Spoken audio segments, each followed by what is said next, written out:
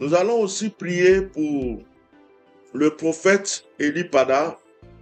Nous allons prier pour le prophète Eli Pada, de là où il est, que la main de Dieu soit sur lui. Nous allons aussi prier pour son église. Nous allons prier pour son église. Nous allons prier pour ses enfants spirituels. On peut reprocher des choses, mais souvent quand nous asseyons, nous pouvons réfléchir et savoir que ce n'est pas facile. Je sais, Dieu, ça fait plus d'une trentaine d'années. Ce n'est pas facile d'être pasteur. Et surtout, des enfants spirituels que leur père n'est pas à côté d'eux, qui brusquement a disparu sans même préparer les choses avant de partir, mais qui ont sur leurs épaules le fardeau. Ils ont sur leurs épaules le fardeau et la charge de maintenir l'église. Alors le diable peut décourager certains. Le diable peut aussi chercher à influencer, à s'introduire. Donc même quand il arrive que nous reprochons des choses, quand il arrive que nous ne sommes pas peut-être satisfaits de certaines choses, nous devons savoir que le combat le plus important, c'est le spirituel. Donc nous allons prier pour le prophète Eli Pada. En priant pour le prophète Eli Pada, prier pour son église, prier pour son père, prier pour sa mère, prier pour les pasteurs qu'il a laissés, prier pour tous les responsables de l'église qu'il a laissés. Vous savez, ils ne viennent pas peut-être sur les réseaux sociaux pour dire les fardeaux qu'ils traversent, pour exprimer peut-être même les menaces qu'ils ont eues, des choses, ce qu'ils subissent. C'est eux ceux qui peuvent savoir cela. Et nous avons les yeux extérieurs. Souvent, nous condamnons certaines choses, c'est vrai, mais nous ne pouvons pas vivre ce qu'eux-mêmes vivent.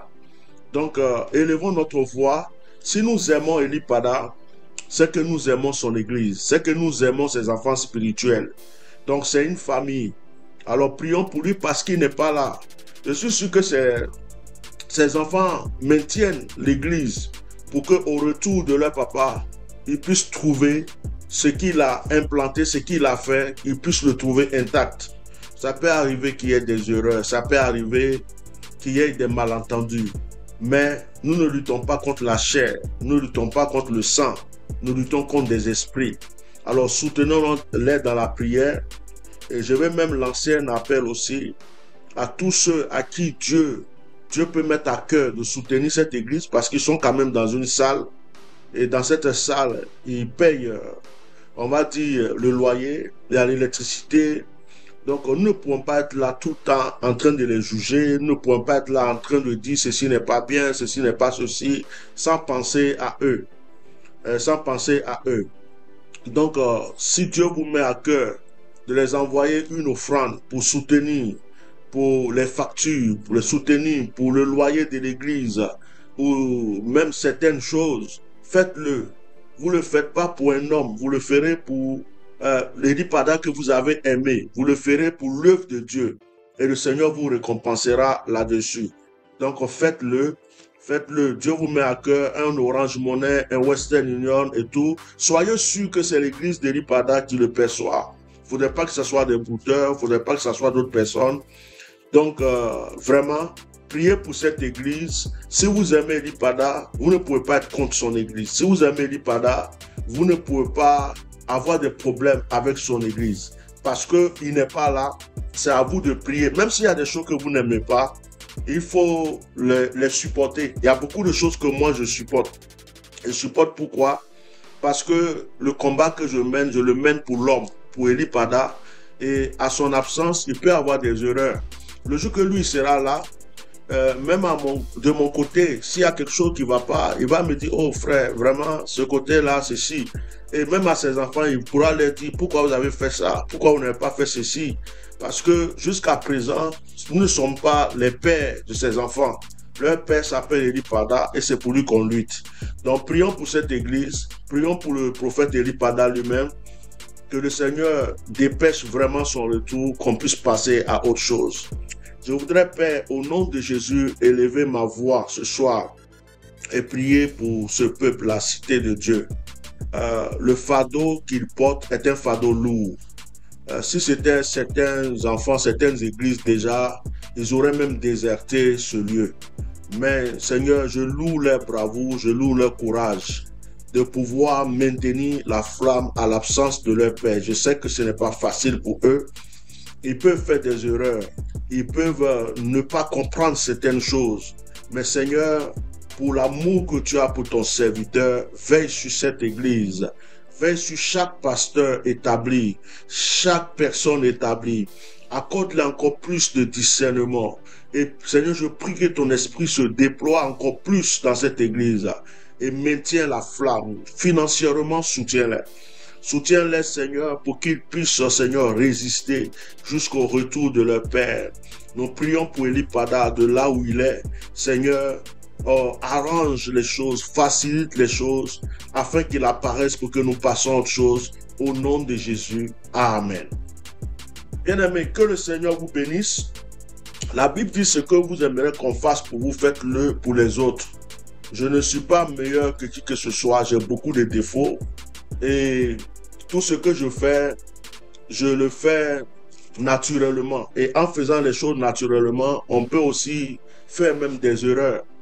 Même dans certaines de mes sorties, peut-être même que j'ai fait des erreurs. Mais comme je lutte pour une cause, je suis violent. Vous savez, comme je le disais dans mon passé, quand j'ai un ami qui est en train de se bagarrer, je ne viens même pas demander qu'est-ce qui s'est passé. Je rentre dans le combat. Quelqu'un a dit, il faut dire le vrai numéro de l'église d'Eli Pada. Ok.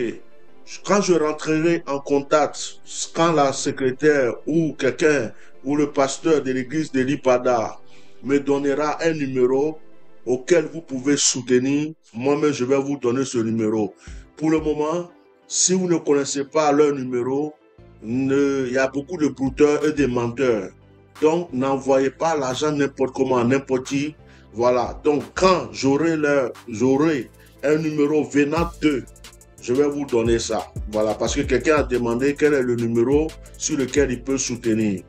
Donc, je disais que même dans mes sorties, il peut y avoir des erreurs. Il peut y avoir des incompréhensions. Peut-être même que parfois, les enfants d'Eli Pada vont croire que je suis contre eux. Ils vont croire que j'ai un problème avec eux. Alors que je joue un rôle de protecteur. Je joue un rôle de protecteur. Je me rappelle que un jour, quelqu'un que j'aimais de tout mon cœur, que je protégeais beaucoup, m'a dit, la personne avait tellement souffert de ma protection et la personne m'a sorti une parole, me dit, la manière que, en fait, c'était une personne qui partageait ma vie. Et la personne m'a dit, oh, la manière que tu m'oppresses là, c'est comme, ça me rappelle mon père. Et ce jour-là, j'ai compris que j'étais trop protecteur.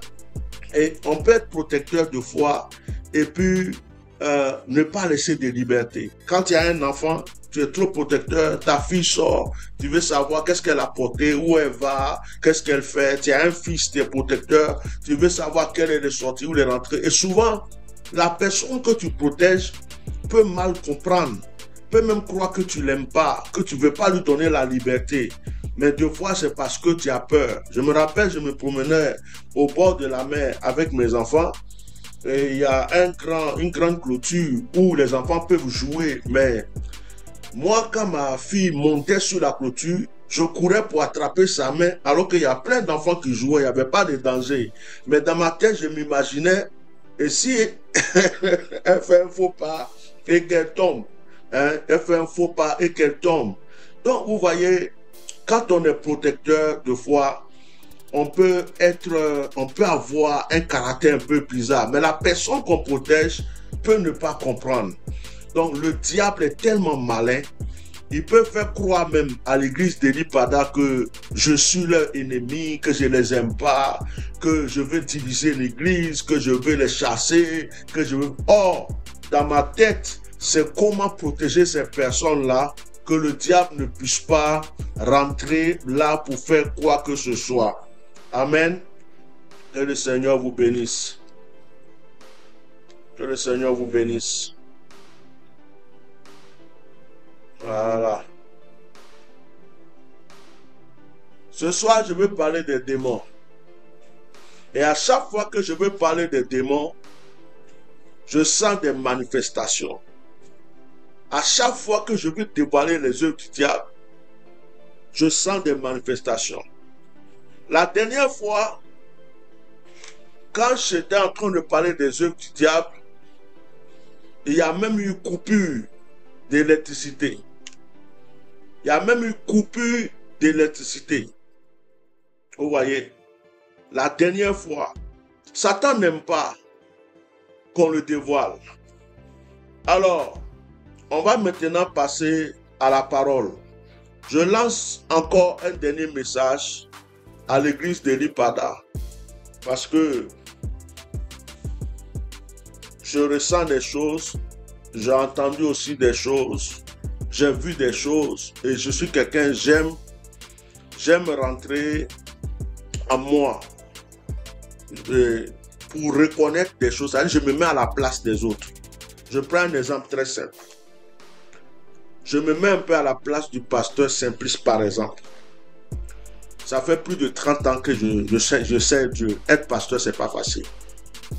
Rassembler des fidèles. Il y a d'autres qui ne viennent pas à l'église. Tu vas aller les chercher. Tu vas évangéliser. D'autres arrivent. Ils entendent ceci. Ils s'en vont. D'autres se retournent dans les bars. Des trucs. Et je me mets à sa place et puis je me dis, mais attends. Son papa spirituel n'est pas là. Avant que son papa spirituel ne parte, il lui a confié une église. Il a laissé une église du moins. Et il doit donner ses preuves jusqu'au retour de son père. Bon, souvent, il y a des gens qui vont mal comprendre certaines choses. Surtout même, ça peut venir de moi comme certaines personnes qui font des directs aussi. Et puis, diaboliser l'église sans comprendre que c'est un papa poule, c'est un père, c'est quelqu'un qui aime l'église, qui est en train de gueuler, de crier, pour dire faites attention, faites ceci, et les gens peuvent mal interpréter beaucoup de choses. Et je sais que c'est pas facile pour certaines personnes dans cette église. Je sais que c'est pas facile. Mais pour moi aussi, c'est pas facile.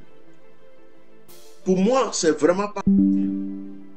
Je disais à quelqu'un, j'ai perdu des relations. Je me suis mis en guerre contre certaines personnes. Même ma page Facebook a été restreinte. On m'a dit que c'est jusqu'en août que ça va aller. Ça fait des mois, plus de 6 mois que ma page Facebook a restreint. Depuis que j'ai commencé à parler de l'Ipada.